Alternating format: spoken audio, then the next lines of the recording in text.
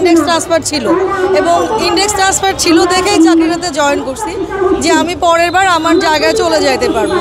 কিন্তু যেটা হয়েছে আমাদের ইন্ডেক্স ট্রান্সফারটা বন্ধ করে দেওয়া হয়েছে যে আমাদের বদলি চালু করবে এবং আমার স্কুলটা 2টা নদী পার হয়ে যাইতে হয়। এত কষ্ট আমার এই গত 3.5 বছরে আমি শারীরিকভাবে প্রচণ্ড পরিমাণ অসুস্থ হয়ে পড়ছি। আমার ঝাঁকিতে আমি এখন আমার যে ব্যাক পেন যেটা হচ্ছে, আমি ক্লাসে গেলেও দেখা যাচ্ছে যে আমার হাজব্যান্ড চাকরি করে দূরে, আমি আমার হাজব্যান্ডের কাছে থাকতে পারতেছি না, বাচ্চা দুটা বাবাকে ছাড়া আছে।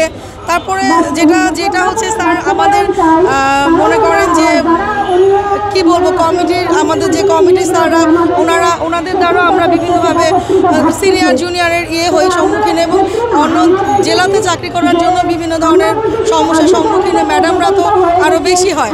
তো এখন যেগুলো স্যার এটা আসলে দেওয়ালে পিঠ থেকে গেছে আমি অলরেডি 2বার সিদ্ধান্ত নিয়েই ফেলছিলাম যে চাকরি করতে পারবো না, এত কষ্ট হচ্ছিল। আমাকে আবার স্যাররা বুঝাই নিয়ে আসছে।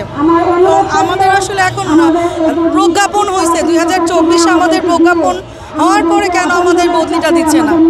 আমাদের এর মধ্যে 6ষ্ঠ গণবিজ্ঞপ্তিও দেওয়া হয়ে গেছে, যেখানে আমার বাসার কাছে 2টা পোস্ট ফাঁকা ছিল, সেটাতেও আমরা যাইতে পাই না। আবার শুনতেছি 7ম গণবিজ্ঞপ্তি দিবে।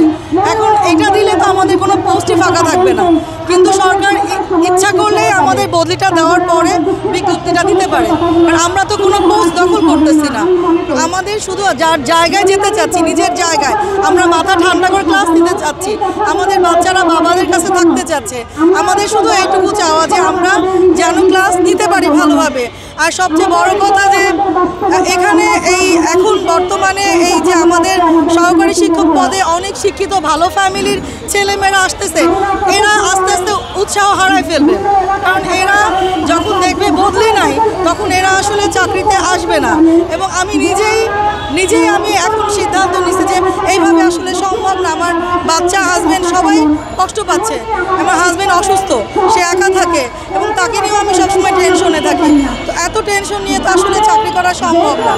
তারপরেও স্যার ওই যে বললাম 2টা নদী পার হতে হয় এবং এইটা যে কি কষ্ট, প্রতিদিন স্কুলে যাইতে আসতে আমাকে 4 ঘন্টা নষ্ট হয়। তো আমি এইভাবে আসলে পারতেছি না। এখন আমাদের যে কোনোভাবে বদলি দরকার স্যার। এখন আমরা আসলে আমি তো মনে করি যে আমার থেকে কষ্টে অনেক ম্যাডাম আছে যারা এমন জায়গায় পড়ছে ওখানকার ভাষা বুঝতেছে না, তাদেরকে নিয়ে ক্লাসে ছাত্রছাত্রীরা হাসাহাসি করতেছে। তো এখন আসলে স্যার আমাদের বদলি ছাড়া কোনো উপায় নাই। আমরা বদলি যদি পাই, আস্তে আস্তে আমাদের পরবর্তী স্যাররা, কমিটি যারা, তারা পাবেন। এইভাবে আসলে বদলি